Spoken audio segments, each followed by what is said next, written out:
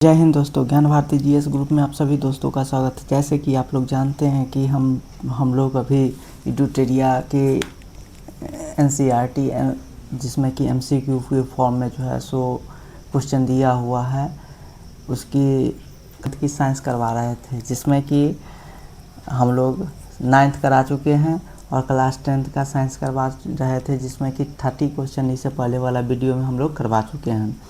तो अभी हम लोग चलेंगे 31 नंबर की ओर। तो ये 31 नंबर में क्वेश्चन कुछ इस प्रकार से है, निम्नलिखित में से कौन सी सही है? क्वेश्चन इस प्रकार 31, निम्नलिखित में से सही सुमेलित कीजिए।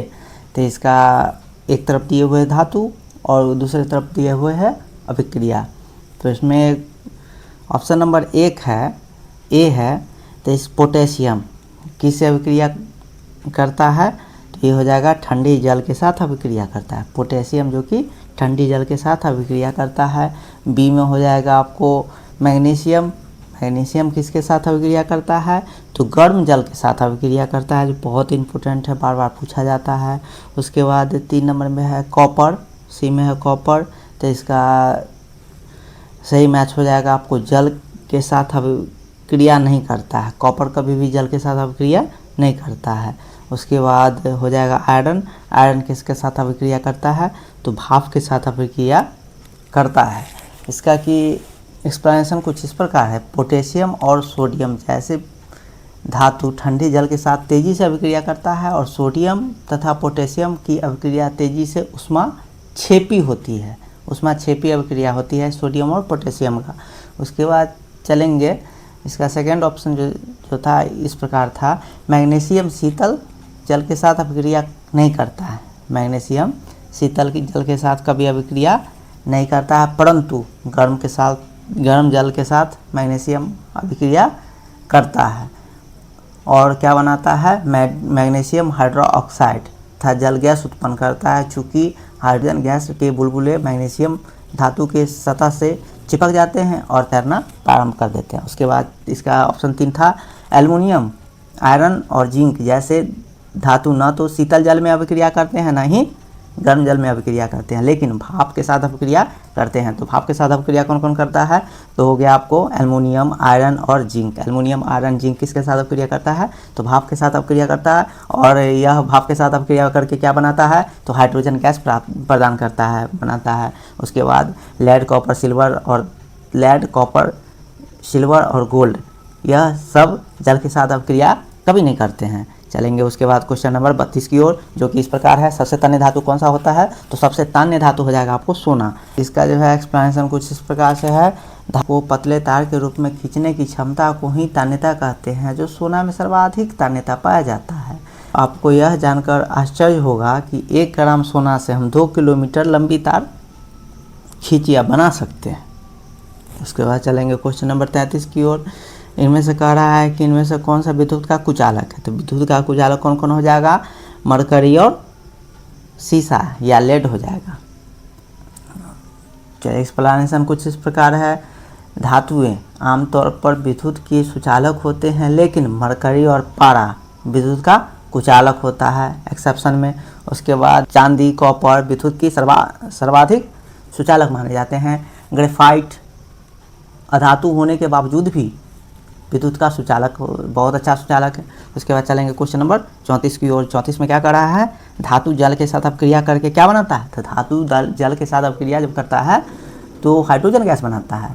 जल के साथ अभिक्रिया करने के बाद धातु हमेशा हाइड्रोजन गैस तथा धातु ऑक्साइड उत्पन्न करता है, जो कि धातु ऑक्साइड जल में घुलनशील होता है। जल में घुलकर धातु ऑक्साइड प्रदान करता है, लेकिन धातु जल के साथ अभिक्रिया नहीं करती है। इसमें एग्जाम्पल में देखेंगे धातु प्लस जल, तो इसमें धातु ऑक्साइड प्लस हाइड्रोजन बाहर निकलेगा। उसके बाद हम लोग चलेंगे क्वेश्चन नंबर 35 की ओर। 35 में क्या लिखा हुआ है? निम्नलिखित में से कौन सी धातु जल के साथ अभिक्रिया करने लगती है? तो मैग्नीशियम हो जाएगा, जो कि जल में क्रिया कर तैरने लगती है। तो इसका एक्सप्लेनेशन कुछ इस प्रकार है, मैग्नीशियम शीतल जल के साथ अभिक्रिया नहीं करता, शीतल जल के साथ अभिक्रिया नहीं करता, परंतु गर्म जल के साथ अभिक्रिया करता है। वह मैग्नीशियम हाइड्रोक्साइड बनाता है और हाइड्रोजन गैस उत्पन्न करता है, चूँकि हाइड्रोजन गैस के बुलबुले मैग्नीशियम धातु की सतह पे चिपक जाते हैं और यह भी तैरना प्रारंभ कर देते हैं।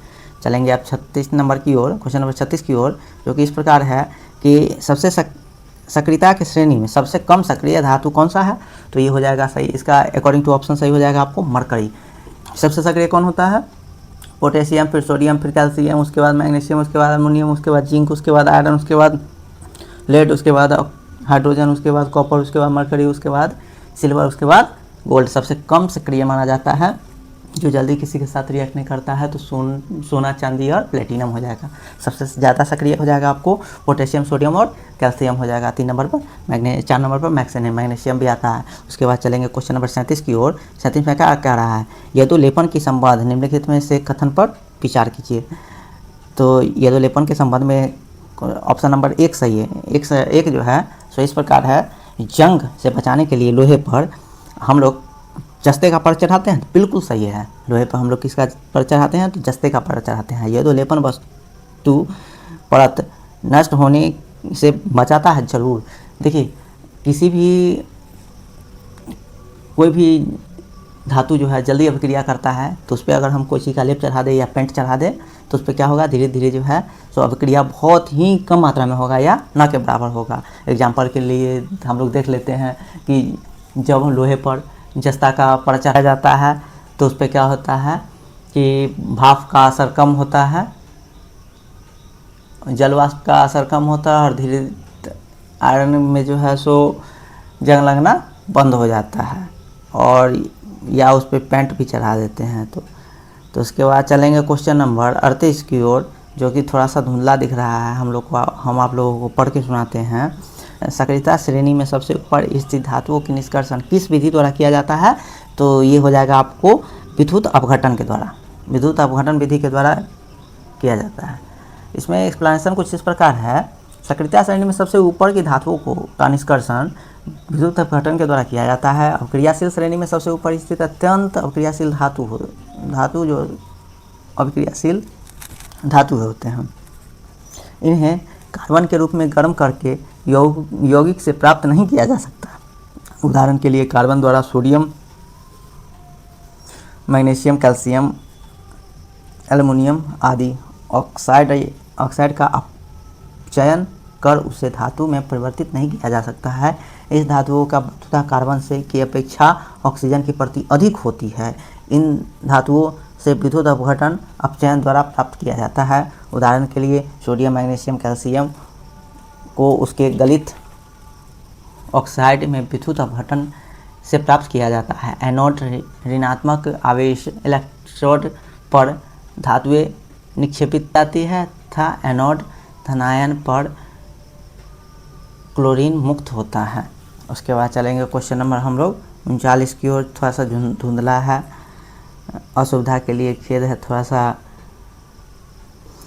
उसके बाद 39 में यह कह रहा है कि जब एलाइट पर मोटी ऑक्साइड की परत जम जाती है ताकि उसकी संक्षरण ना हो, इस प्रकार की अभिक्रिया को क्या कहते हैं? तो एनोडीकरण कहते हैं।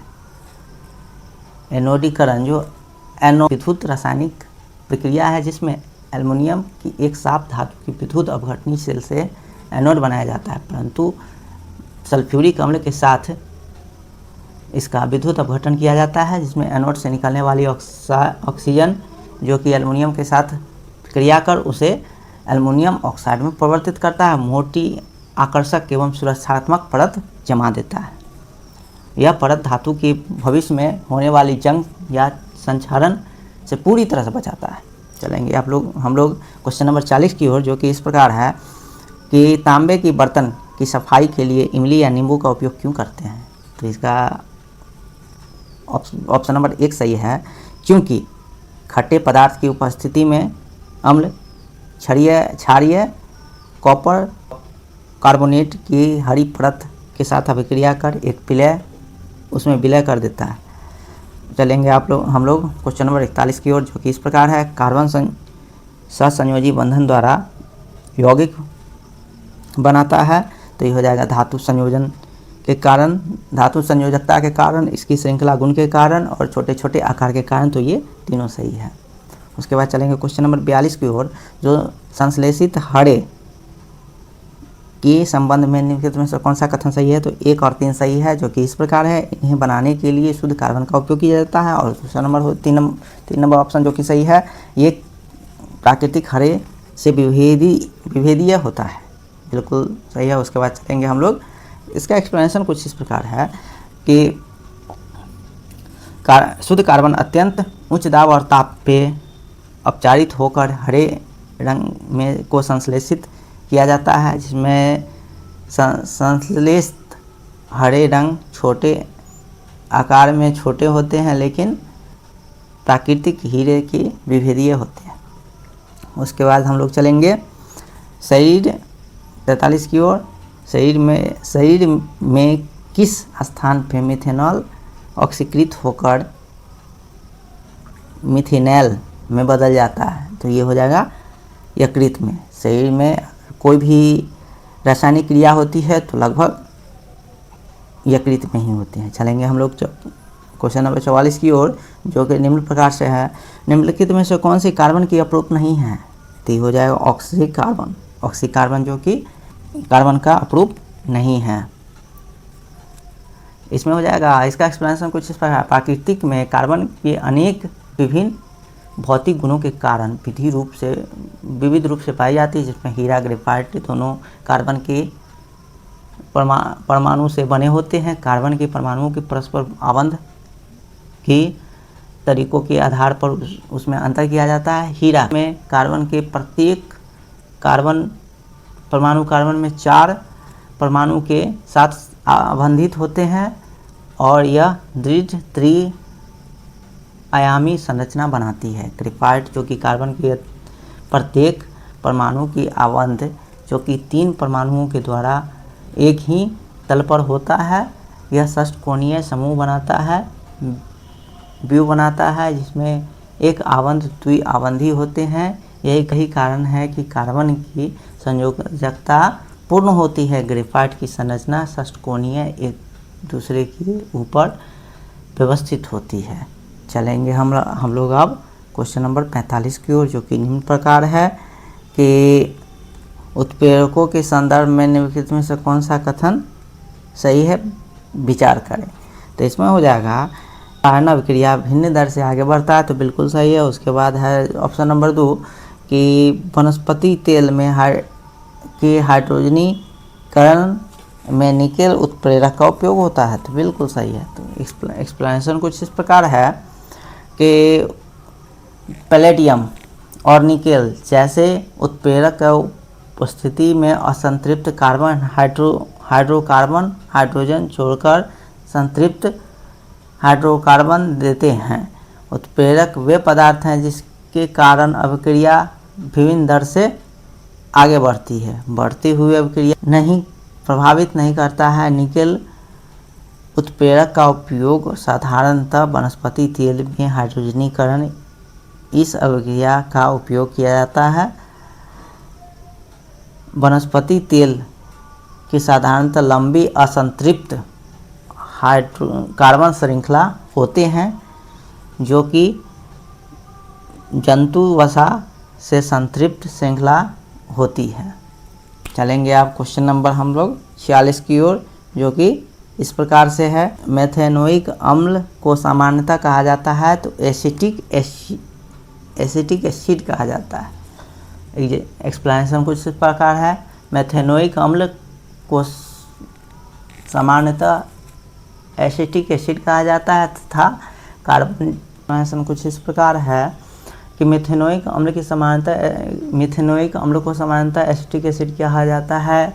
यह कार्बोक्सिलिक अम्ल के रूप समूह से संबंधित है। एसिटिक अम्ल में 3 से 4% तो सिरका कहा जाता है। इसमें अचार परीक्षक के रूप में इस्तेमाल किया जाता है इसको। और शुद्ध एथेनोइक अम्ल का गलनांक कितना होता है, तो 290 केल्विन होता है। शीत के दिनों में क्या होता है, ठंडी के दिनों में यह जम जाता है और इसे ग्लाइसल एसिटिक अम्ल कहते हैं। कार्बोक्सिलिक अम्ल कहा जाने वाला कार्बन यौगिक के समूह कि अभिलक्षण से कि हाइड्रोक्लोरिक अम्ल पूरी तरह से आयनीकृत हो जाती है। चलेंगे हम लोग क्वेश्चन नंबर 47 की ओर, जो कि निम्न प्रकार से है। कार्बन यौगिक अभी अधिकांशतः विद्युत के कुचालक क्यों होते हैं? क्योंकि इसमें आबंधों की किसी आयन की उत्पत्ति नहीं होती है।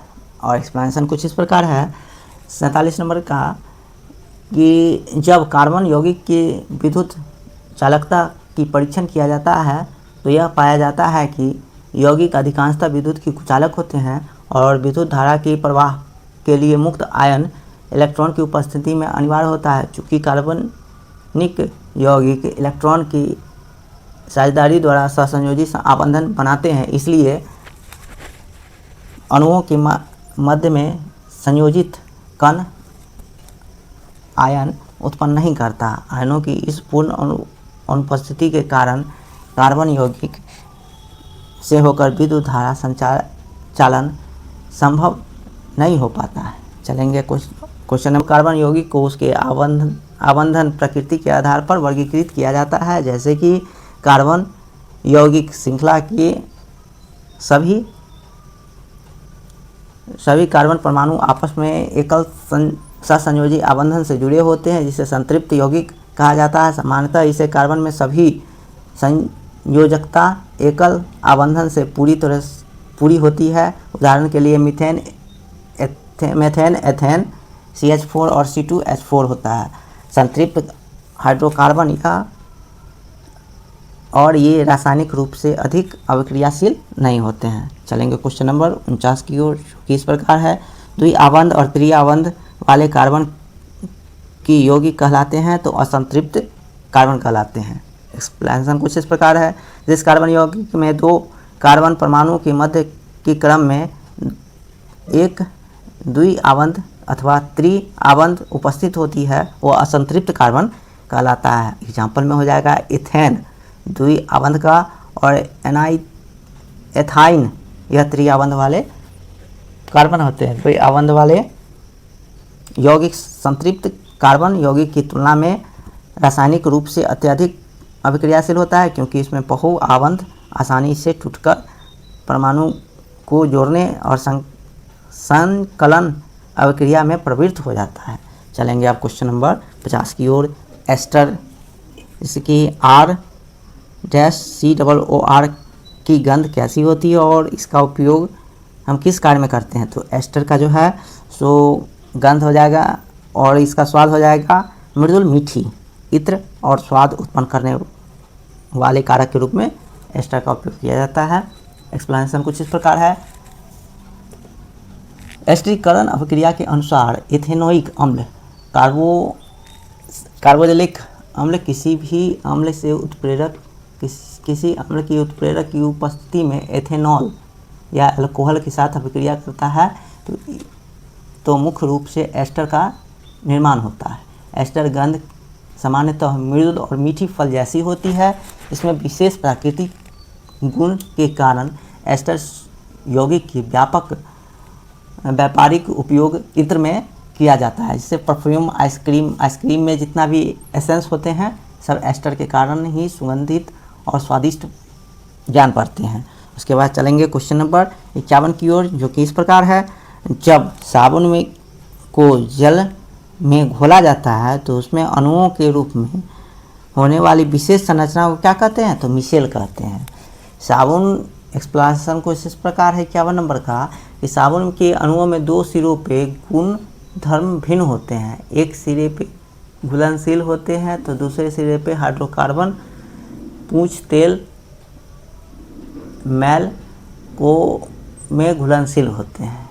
इस से सिरा या पूंछ अंदर की केंद्र में छिप जाती है और इसे आयनिक संरचना को क्या कहते हैं? तो मिशेल कहते हैं, जो तेलीय मैल को पानी से बाहर निकालने में मदद करता है। चलेंगे हम लोग क्वेश्चन नंबर 52 की ओर, जो कि इस प्रकार है। प्रकाश संश्लेषण के दौरान कौन सी घटनाएं होती है? तो 1 नंबर ऑप्शन सही है। इसमें क्लोरोफिल द्वारा प्रकाश संश्लेषण का अवशोषण होता है। तो इसका एक्सप्लेनेशन कुछ इस प्रकार है। प्रकाश संश्लेषण की क्रिया निम्नलिखित घटनाएं होती है, जिसमें कि 1 नंबर में देखेंगे क्लोरोफिल द्वारा प्रकाश ऊर्जा को अवशोषित किया जाता है। उसके बाद 2 नंबर हो जाएगा प्रकाश ऊर्जा को रासायनिक ऊर्जा में परिवर्तित करता है और इसमें जल के अणु हाइड्रोजन और ऑक्सीजन में अपघटन होता है। और 3 नंबर में होता है कार्बन डाइऑक्साइड को कार्बोहाइड्रेट में अपचयन किया जाता है। वहीं आवश्यक नहीं है कि यह चरण तत्काल एक के बाद दूसरे हो। उदाहरण के लिए मर्दविद पौधे में रात्रि में कार्बन डाइऑक्साइड बनाते हैं, इसे क्लोरोफिल ऊर्जा अवशोषित करके अंतिम उत्पाद बनाते हैं। चलेंगे हम लोग क्वेश्चन नंबर 43 की ओर कि निम्नलिखित में से कौन सी जैव उत्प्रेरक है। तो ये हो जाएगा एंजाइम। एक्सप्लेनेशन कुछ इस प्रकार है। जब हम भोजन खाते हैं तो दूसरा पहलू उसकी जटिल संरचना होती है, जिसका अवशोषण आहार नाल द्वारा किया जाता है, जो छोटे छोटे अणुओं में खंडित करता है तथा उसमें जैव उत्प्रेरक द्वारा किया जाता है, जिसमें इसे हम क्या कहते हैं तो एंजाइम कहते हैं। लार में एक एंजाइम होता है जो कि एमाइलेज कहलाता है, जो मंड जैसे जटिल संरचना को सरल शर्करा में खंडित करता है। उसके बाद चलेंगे 54 नंबर की ओर कि इनमें से कौन से सही सम्मिलित है। तो लार में क्या पाया जाता है तो एमाइलेज पाया जाता है, बिल्कुल सही है। लार में एक एंजाइम पाया जाता है जिसे हम एमाइलेज कहते हैं, जो कि मंड या कार्बोहाइड्रेट को क्या करता है सरल शर्करा के रूप में खंडित करता है।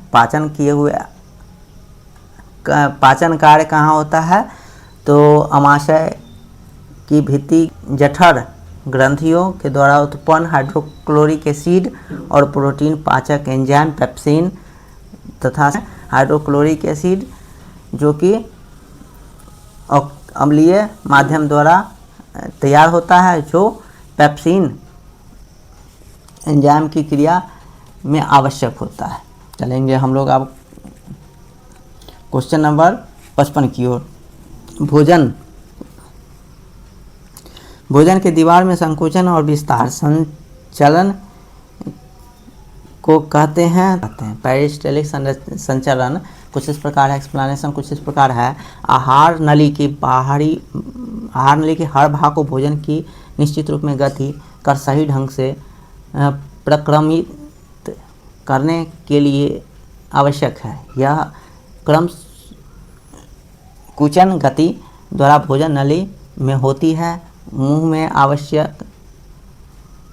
से अमाशय तक भोजन ग्रसिका और इसोफेगस द्वारा ली जाती है। अमाशय एक बृहत अंग है जो कि भोजन की आने से फैल जाता है तथा पेशिया भित्ति भोजन की अन्य पाचक रस्सियों के द्वारा मिश्रित करने में सहायक होता है और इसे संचालन को पेरिस्टलिक संचालन कहते हैं।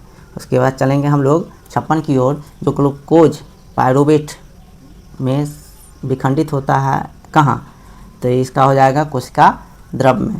एक्सप्लेनेशन कुछ इस प्रकार है। जीव ऑक्सीकरण का एक उपभोग ग्लूकोज को पूर्ण और कार्बन डाइऑक्साइड तथा जल को विखंडित करने के लिए किया जाता है, जबकि कुछ अन्य जीव दूसरे पथ का उपयोग करते हैं, इसमें ऑक्सीजन युक्त नहीं होता है। इन सभी अवस्थाओं में पहली चरण ग्लूकोज की 6 कार्बन और अणुओं के 3 कार्बन वाले पायरुवेट में विखंडित होकर उसे प्रक्रिया को कोशिका द्रव में होता है। उसके बाद चलेंगे क्वेश्चन नंबर 57 कुछ इस प्रकार देखेंगे। नीचे 2 कथन दी गई है, जिसमें कथन ए और कारण आर है, जो कि इस प्रकार है। कथन ए, जलीय जीवों की श्वसन दर स्थलीय जीवों की अपेक्षा द्रुत होती है, तो यह बिल्कुल सही है। उसके बाद कारण आर है, जल में विलय ऑक्सीजन की मात्रा वायु में ऑक्सीजन की मात्रा की तुलना में बहुत कम होती है, तो बिल्कुल सही है। दोनों का दोनों ऑप्शन सही है। और एक्सप्लेनेशन कुछ इस प्रकार है।